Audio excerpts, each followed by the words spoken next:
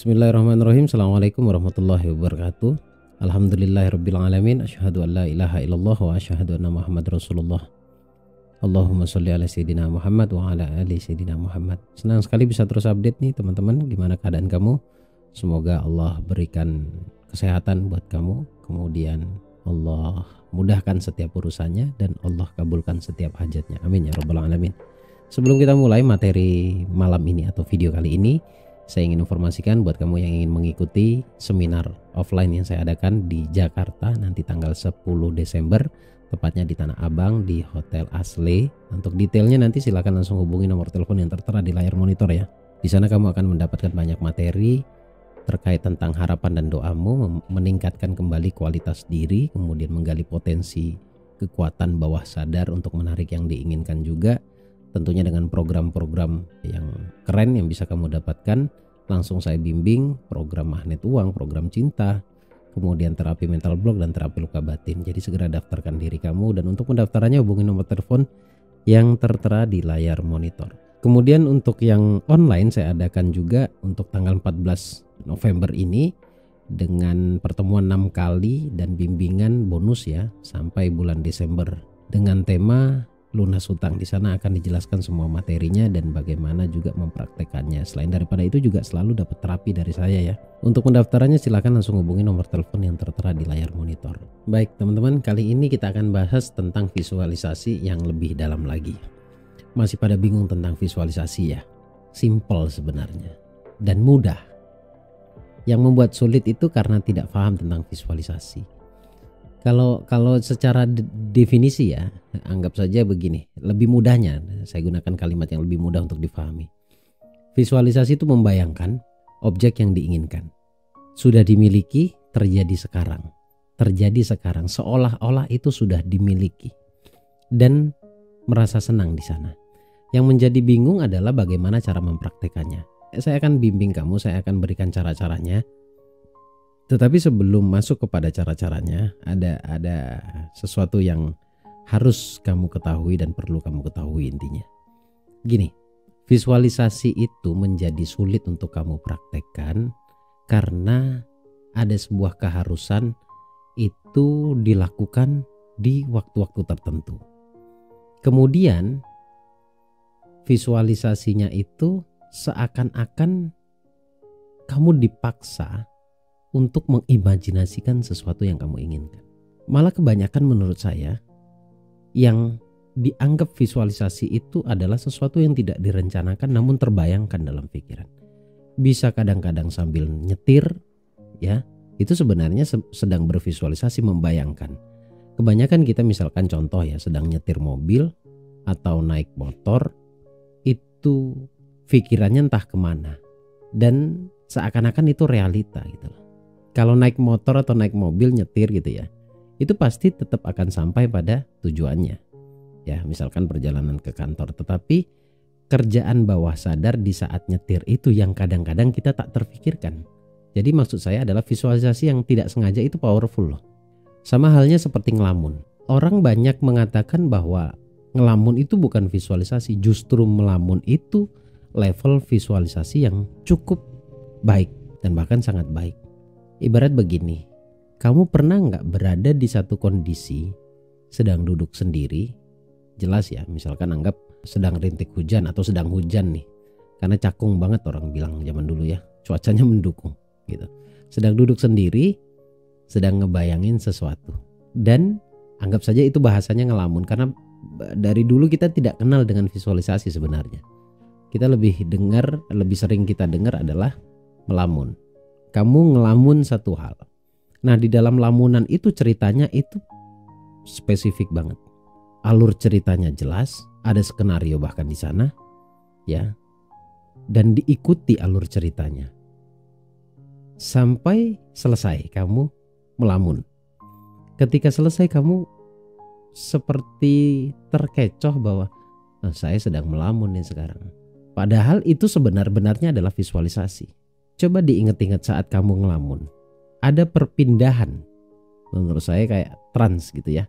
Perpindahan dari realita ke dalam imajinasi yang menjadi realita.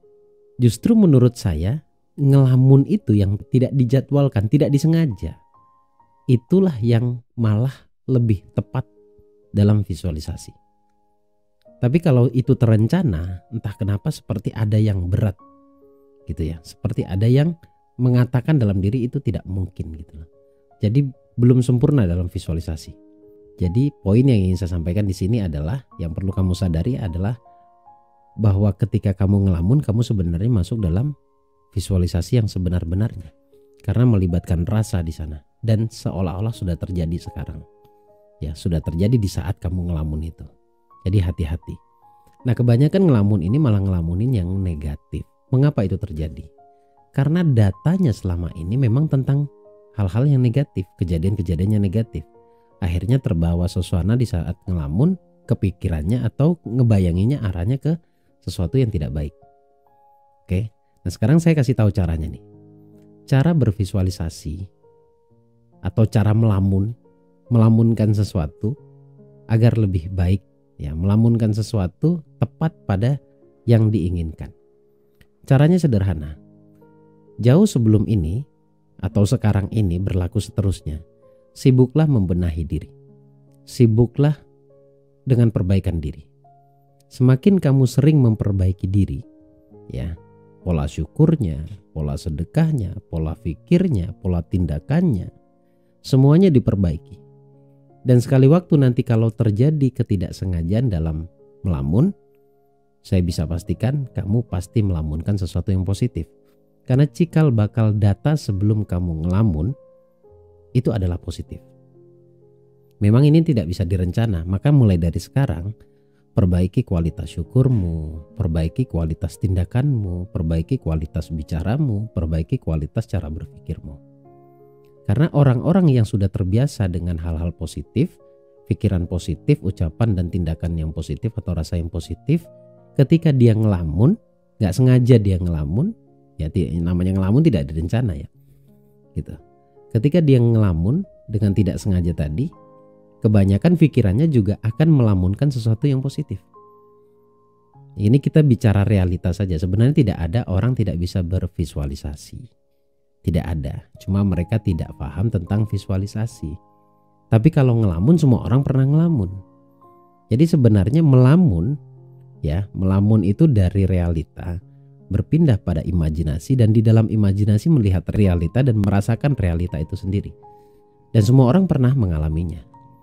Dan jangan-jangan hari ini yang kamu rasakan itu pernah kamu lamunin, pernah kamu melamunkan yang kamu rasakan kejadian saat ini.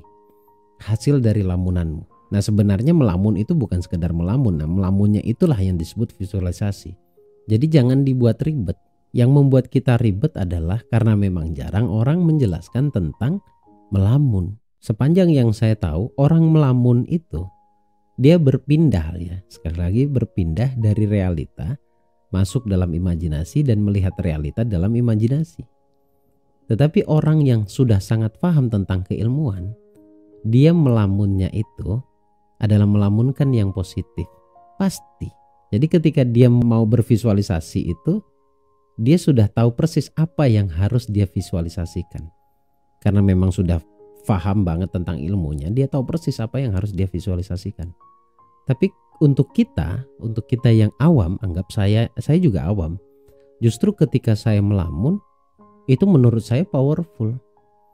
Semuanya terlibat di sana. Semua komponen yang harusnya terlibat dalam visualisasi itu terlibat. Feel, imajinasi, pikiran, data, itu semuanya terlibat di dalamnya. Jadi hati-hati teman-teman ya. Saat memang cuacanya mendukung, hati-hati kalau data sebelum ini atau data yang ada dalam bawah sadarmu adalah hal-hal yang negatif, maka itu sangat-sangat berpotensi yang kamu lamunkan adalah hal-hal yang negatif juga. Kamu tahu ketika kamu melibatkan rasa di sana, itu kuat banget menjadi tarikan. Jadi kalau sudah kamu perbaiki diri, cara berpikirmu sudah baik, tindakanmu sudah baik, standar aja, tidak usah terlalu memaksa harus cepat gitu ya. Standar saja. Jadi ikuti alurnya, nikmati prosesnya. Kelak kamu akan merasakan semuanya pasti baik-baik saja. Nah, ketika kamu memikirkan semuanya jadi baik, Sekali waktu kamu nggak sengaja ngelamun atau memang kamu rencanakan bervisualisasi ya, seperti menjelang tidur ataupun bangun tidur ataupun di jam-jam tertentu, di saat gelombang otak berada di alfa terus kamu manfaatkan untuk bervisualisasi, itu pasti juga akan positif juga yang kamu visualisasikan.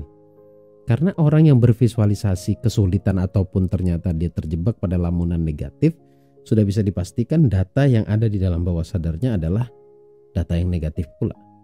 Kesimpulannya sederhana di sini ya. Saya cuma ingin mewanti-wanti buat teman-teman yang selalu bingung dalam berilmu ya. Dalam kebingungan kamu terjebak pada lamunan yang negatif. Karena datanya adalah kebingungan. Begitu juga sebaliknya.